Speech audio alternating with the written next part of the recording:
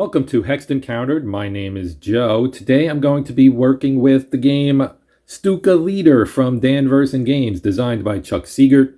This video I'm going to try to do something a little different. This is going to be more of an AAR, kind of a narrative style thing showing what happens in the campaign. I'm going to attempt to do a long campaign, and if I tried to do that in my normal playthrough manner, it would take a very, very long time to complete. And I want to kind of try to keep things snappy for a change. So I'm going to hit highlights and tell this in more of a story style. There will obviously be video of things going on. So you will see some die rolling. You will see some counters. You will see, basically highlights of the gameplay, but not the entire, every little nook and cranny mechanical, nuance of the game as I play it. If you do want to see stuff like that, an entire playthrough where I go through everything, check out the two playthrough videos I did of the Fall Vice campaign, which is an introductory campaign from the base game. This campaign, Stalingrad, is part of expansion number 1, which is Eastern Front number 1. There is an Eastern Front number 2. There are also 2 Mediterranean Fronts expansions. There is also a Spanish Civil War expansion. That is number 6, I believe, or 5 rather. This number 6 is the What If, which is kind of a what if the war went into 46, etc., etc. And then we have the 7th and final one is aces, and I actually am going to use aces as part of this playthrough. I will be selecting one ace to replace one of my average pilots and pay an SO cost for that. Here we see the expansion rules for the aces. Okay, the aces cards are not included in the Stuka Leader core game, right? We knew that. It is an expansion. So it says, after choosing pilots for a campaign, you may replace any average skill pilot with an ace pilot. The cost: upon replacing an average pilot, you must pay the SO cost listed depending on the length of your campaign. So they give an example using Adolphe Galland and, for the France 1940 campaign, and he cost 22 SO, which I think is actually wrong, but because here is his card. And you can see his SO cost right here is 16 for a long campaign, 10 for a medium. So that was probably printed up before all the balancing and everything was done with the game. But this is an ace card. You can see the back. It's kind of neat. It says Stuka Leader, Aces Expansion. Most of your pilot cards would look a little different. They would have 3 cards with all the 6 different ranks on them. The aces come in as legendary. They have built-in skills that are included in their cost. Some of them are extremely expensive, like over 30 SO for a long campaign. And others are less expensive. So, I think as you go up in difficulty in the campaigns, it's a little bit more useful to use the aces for those. So I'm going to use an ace. I have not yet really decided which one, because I also have another wrinkle I'm going to try in one of the optional rules. And here you see our optional rules. We have a random squadron selection. So that is what I'm going to do. Instead of selecting your pilots, choose the number of fighter aircraft and bomber aircraft you wish to have in your squadron, then randomly determine your squadron composition. Place all selectable pilot counters in a cup. Randomly select the counters from the cup for each given level. Draw the required number of pilots for each skill before you draw for the next level. Gain SO points or pay. It should say gain or pay. SO points as normal for the aircraft drawn. If you use this option, gain 6, 12, or 18, depending on the length of the campaign.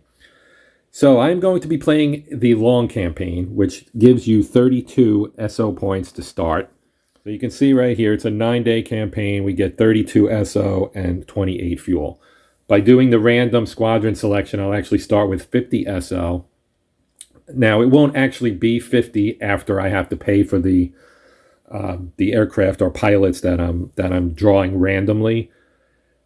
So it'll be less than that, and then I'll have to pay whatever on top of that for whatever ace I decide to use. Probably more likely will be a fighter pilot. They tend to be a little bit cheaper than the bomber pilots. We have here, as you can see, the available aircraft for us are the ME-109, ME-110, the Ju-87, that's the Stuka, the HE-111 bomber, the Ju-88 bomber, the Focke-Wulf 190A5, So that's a fighter. And then the Henschel 129, which is another bomber. So the 109 and the Stuka are free. Everything else has an SO cost on it. So what I'm going to do is I want to do 6 bombers, 6 fighters. That's how I'm going to do my 12. You get 12 aircraft in your squadron, 12 pilots in your squadron when you do a long campaign. And I'll show you the mix of, what those pilots are comprised of in terms of skill. I believe it's 1 newbie, 2 green, 6 average, 2 skilled, and 1 veteran off the top of my head for 1942. That may not be correct, but I believe it is. So what I'm going to do is I'll be drawing 12 total, and I'm going to put the bombers and the fighters in separate cups. Then what I will do is I will roll a die, and I will use the odd will pull a fighter, and the even will pull a bomber. Obviously, we can only have 6 of each. And then I'm also going to limit how many fighters I have to pay for. So ultimately, I want to end up with 3 109s and 3 Stukas, and the other 6 will be aircraft that I pay for.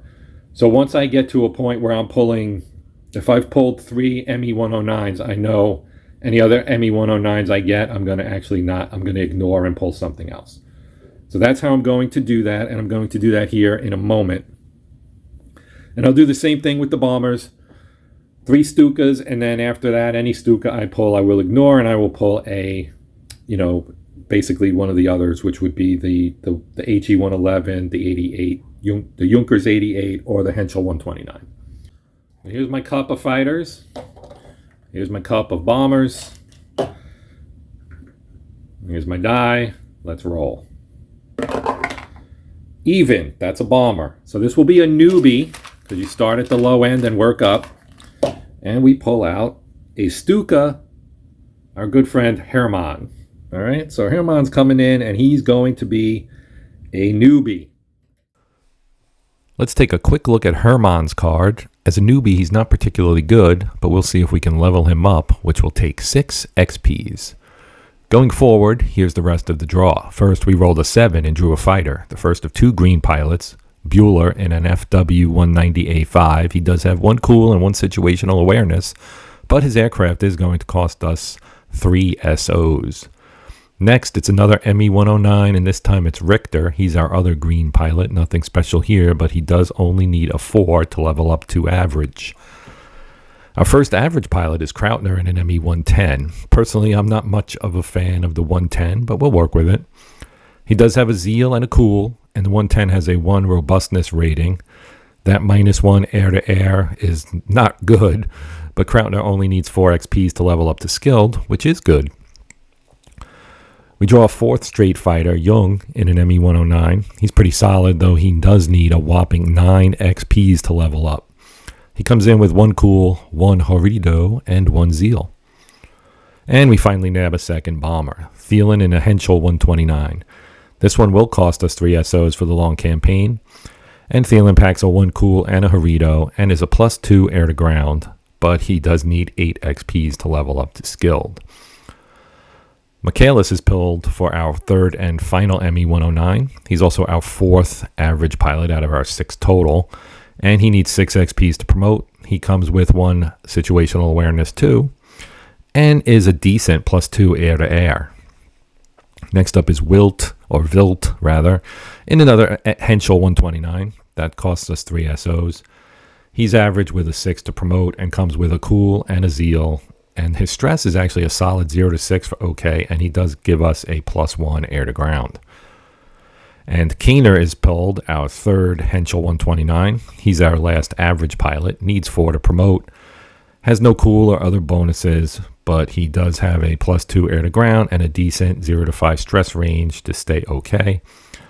What this really means, though, is that the remainder of our bombers will all be Stukas. And we pull the first of our 2 skilled pilots, and it's Klein in a Stuka. He's got 1 Cool, 1 Horido, and 1 Zeal. Needs just 4 to level up to veteran. No air-to-ground bonus or penalty, so I guess that's okay. 0 to 6 to stay okay, and he has a +2 dive rating. So all told, I'm pretty happy with Klein. Lutz is our other skilled pilot. He's flying a Focke-Wulf 190A5. That costs 3 SOs. He's got 1 cool, 1 situational awareness, and 1 Harito, a 0 to 5 OK range, and a +1 air to ground, but only a 0 for air to air. All things considered, he's a pretty solid addition to the team, as you would expect from a skilled pilot. Our lone veteran is Stuka Heitmeyer. He'll need 7 to level up to Legendary, which we might have an outside shot of pulling off in a long campaign. He's got 1 cool, 1 Horido, and 1 Zeal going for him. He's also a real strong 0 to 7 to stay okay, and has both a +3 air to ground and a +3 dive rating, so he's pretty much our ace bomber. And speaking of aces, we are going to replace Michaelis with a pilot from the Aces expansion. That'll be Werner Mulders, who had died in November of 41 in the actual war. But he'll get to jump back behind the stick of his ME-109 for our Stalingrad campaign.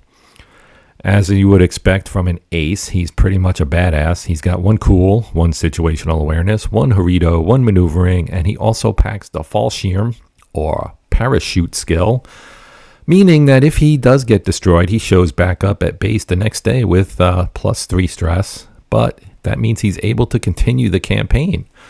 We're paying 16 SOs for him, so having him be basically unkillable is a pretty sweet perk. And he's also +3 air to air, and he needs 9 stress points to become shaken. Our recon and intel markers for our campaign will start off with no change for intel and 2 targets from recon, so we'll draw those now. The first card we draw is target number 45, Strong Point. This is actually one of the Eastern Front expansion cards, or expansion 1 cards. And so that's our first target, and we'll draw again to see what our second option is. And it's target 16, Large Dogfight. Does have the intercept keyword, meaning we need to do it right away. It's worth 4 victory points, which will move the intel track 1 space, or that we will move the intel track 1 space, assuming we complete the mission. Does not have an effect on recon. The big and potentially good news here is that the Harito and pilot section indicates that it will reload everyone's Harito and also give us an average pilot if we manage to destroy the target. That part isn't all that easy. We'll get 2 bogeys in the center area per turn over target. That's potentially 10 bogeys right there, plus the 5 intercept targets, and those are the ones that must be destroyed, or our next target will get an extra center bogey draw. So now we need to roll to place our 5 interception targets. First one in the east, then the north, then west, west again, and the last one in the north. Now we draw our target bound event card. We draw sights. There are no sights, so no effect. Our target is target number 16. As we see here, that's a yellow target and costs 1 fuel per aircraft. We can send 6, and with all these bogeys we're going to be dealing with, we will send all 6. So that's going to cost us 6 fuel barrels. Our over target event card is reduced aircraft maneuvering stat by 1. Not a particularly great one for a dogfight mission. We draw our 2 center bogeys. 1 is a no bogey and 1 is a bogey, so we are ready to go. All our aircraft are set up in the east pre-approach area with no sights or air-to-ground mission to worry about. We're all set up at high altitude. No attacks since no one is in the same space, so we go to friendly movement. Merlders, Richter, Bueller, and Young will go straight at the center, and I'll send Lutz and Krautner to the north approach. The bogeys close in as well. The pair in the west approach will move to the north, and the center bogey moves to the east, and we move to turn number 2. So situational awareness, that lets you jump the queue a bit and get your slow pilots a shot in the fast phase, so we'll take advantage of that right away. We'll start with Merlders, and he's going to use it to engage a bogey. We need to draw it out, and we get a Yak 1 veteran with a +1 attack DRM. Merlders attacks, chooses the out of the sun maneuver, is successful with a die roll of 9. That earns him a +4 attack and a +1 positioning. And the attack kills the bogey. That is a shoot down for our ace Melders. We'll do the same with Lutz, and we'll use his situational awareness too. He draws another veteran Yak 1 for his bogey and goes within my sights as his maneuver. He also rolls a 9, and on the attack, it's a 6, and that's also a kill. Off to a great start, as that's 2 of our target bogeys are already down in flames. Our third pilot with situational awareness is Bueller. We draw his bogey, and it's another Yak 1, this one average with no attack modifier. He attempts a yo-yo, but only rolls a 4, and that's a -1 attack DRM. Looks like his luck has run out, or our luck has run out, and he fails to shoot down the Yak 1. Now we move over to the bandits' attack, and they have 4 remaining on the board. 3 of them are still unidentified. And so we'll start with the known Yak 1 against Bueller. It rolls a 3, ends up with a tight turn maneuver, but rolls a 10 and earns a +1 attack and +1 positioning. But even that doesn't get it done, as he rolls a 3 on the attack, so no effect. In the north approach, one bogey targets Lutz and the other one goes after Krautner. Lutz's bogey ends up being an average Yak 1. He ends up with a tight turn maneuver and earns a +1 positioning. He rolls a 10 on the attack. But Lutz has Harito, which you can expend to take a hit or a destroyed result and turn it into a no effect. So that's going to save his bacon here, and that is a good use of that Harito counter. Krautner's bogey is also an average Yak 1, and he goes with the yo-yo and gets on Krautner's tail. Krautner's tail gunner fires to no effect. The Yak 1 rolls a measly 2 on the attack, and that's also no effect. The third bogey in the north approach is a newbie Yak 1 with a -2 attack modifier.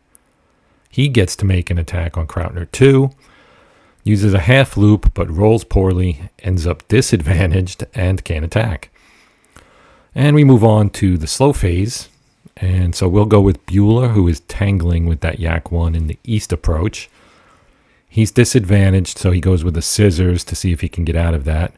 Rolls a 9 and does get a +2 position, +2 attack, and that really sets him up, because that comes in handy as he rolls a 4 to equal the firepower of 8 and shoots down that Yak 1. Lutz is next. He also goes with the yo-yo and gets a +1 to positioning and attack. And that is also crucial, as he rolls a 7, which is bumped to an 8, and that's Lutz's second kill. Now we have Krautner in his ME10 trying to get the Yak off his tail. Goes for the barrel roll, rolls a 1, which would normally give a -1 positioning, but since he's already tailed, it really can't get any worse. On to movement. So 3 head into the center, Murders heads to the north approach, and our 2 remaining bandits do not need to move. So we go on to turn number 3. The enemy again pulls a bogey and a no bogey for the center area. We have no fast pilots, and we move on to the bandits' attack. Krautner, facing doom here since he's tailed, he elects to go evasive, and that costs him 1 stress. The Yak goes within my sights and rolls a 10. Disastrous. Krautner's in big trouble. The only hope now is that both rolls are low, because you use the lowest of 2 when you go evasive, but the Yak rolls 2 8s and Krautner is destroyed. He does not have Harito, so he cannot save himself. And now Melders goes under attack from the newbie Yak, who uses a tight turn as his maneuver, gets no effect there, and the attack ultimately fails. The new bogey in the center engages Jung, and he turns out to be a Yak 9, but he's a newbie. And he gets a tight turn with no effect, and his attack fails. Now our boys get to make their attacks. Lutz is up first. He goes with an in my sights, gets a +1 attack with a die roll of 3, and fails to shoot down the bandit with a roll of 5. Murders goes with out of the sun. He has overwhelming odds, gaining a +4 attack, and he easily destroys the bandit. That is 2 kills for our ace. Young also goes with out of the sun. He gets that killer +4 attack, +1 positioning on his roll, shoots the newbie down, and we have no other attacks possible, so we're going to move on to the movement stage. And because of the way things are set, nobody moves for either side, and we move on to turn number 4. That means drawing 2 more bogeys, and again, we get 1 of each, so that turns out to be just 1 bogey. The North Approach Bandit is attacking Lutz. He gets a tight turn maneuver, and no effect, and his attack rolls his attack roll is a 3, which is fail. Jung gets attacked by the new bandit, another Yak 9 newbie. He rolls an 8, but gets DRM'd to make that no effect, and his attack fails. On to our guys again. Lutz will once again go first. He's going to go with Out of the Sun, but he gets a bad roll, and he's now disadvantaged and can't attack. Jung, trying to take down the Yak 9, goes with Out of the Sun, picks up the +4 for the attack, destroys the bandit, and that's 2 for Jung. Murders rolls in on the engaged bandit in the north. Since he's engaged with another aircraft, Murders can't maneuver, but he can attack, and he rolls a 2. And even with his +3 DRM for his air-to-air rating, that's a miss. And we're going to go into the movement phase, going into our final turn with 1 bandit that has to be killed for us to win this one. We'll move Bueller north just to kind of help out with that, just in case it's needed. And we'll go on to turn number 5. We draw our 2 new bogeys. 1 is again a no bogey. The Northern Yak attacks Lutz from the advantage position. He gets a +2 positioning and a +2 attack, and he's on Lutz's tail. And thankfully he rolls a 1, which is a miss, because it would really suck to lose 2 aircraft in 1 mission. So we have another newbie in the center area. He goes with tight turn with no effect, and he gets a 1 on his attack roll, which is, of course, no damage. So now Lutz, he's tailed. He's going to go with the barrel roll to attempt to get out of it. He rolls a 5, which moves him up a little bit to disadvantage, but it still means he can't attack. So now Jung in the center, engaged with our newbie. He goes with the ever-popular Out of the Sun maneuver, rolls a 9, and gets the +4 attack, +1 positioning, which sets him up for the kill, and he rolls an 8 to down his 3rd plane of the mission. Now our unengaged pilots will need to attack our North Approach Bandit to pull out the win for us. We'll go with Murdos first. He can't maneuver again because he's taking on an engaged bandit, but he does roll a 9 on the attack, and that, along with his +3 DRM for his air-to-air modifier, is certainly more than enough to send the bandit down in flames, and that wins our mission. So with the victory, we gain 4 victory points. We gain a shift of 1 to the right on the intel track, and we get our spent Horito back, which is nice. And we also gain an average pilot, and he's going to slot into the unfortunate Krautner spot. And now looking at our log sheet, we see that Richter's the only one to pick up stress because he is the only one who doesn't have a cool rating. We didn't spend any extra SOs, which leaves us at 15. We destroyed our target. Murders and Jung got 3 kills each. Lutz had 2 and Bueller 1. Everyone gets 2 XPs, but as an ace, Murders will give his XP to others. And I'm deciding to send both of those to Bueller, which moves him to 4, since he needs 7 to promote. And I did this even though Richter could promote now, because he has his promotion number is a 4, and he obviously gets the 2 as well. And I'm doing this largely because Bueller has a better aircraft. So that's the main reason why. And I realized I neglected to draw out the event card for our homebound flight, which actually turns out to be a good one. On the next mission, add +1 to attack rolls against sites and bandits. So that gets a thumbs up. And so that's going to do it for this one. I would like to say, please comment and let me know if you like and or enjoy this approach to doing it. It's a little bit more time consuming for me to do it this way, but it's also probably a better experience for you guys, the viewers. So if you feel that that's the case, please let me know so that I can incorporate that into my thinking for future videos, both on this game and others. But as I said, that's going to do it. My name's Joe. This has been Hexed Encountered, and until next time, happy gaming.